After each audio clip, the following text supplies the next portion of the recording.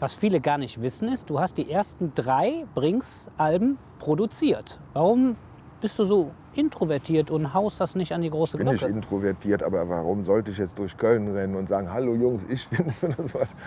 Na, das ist erstens nicht meine Art und zweitens, auf die Idee wäre ich auch gar nicht gekommen. So kräftig mit denen durchgesoffen? Nee, ich musste ja immer auf die aufpassen. Also als ich die produziert habe, war das ja echt noch ein ziemlich wilder Haufen. Kannst du den Peter gerne mal fragen. Und ich war ja als Produzent immer dafür verantwortlich, dass am Ende auch irgendein vernünftiges Ergebnis rauskommt. Musstest du irgendwann mal mahnend dazwischen gehen, Ja. oder? Musste ich. Ernsthaft? Ja, weil zum Beispiel der Peter, der musste ja irgendwann auch mal singen.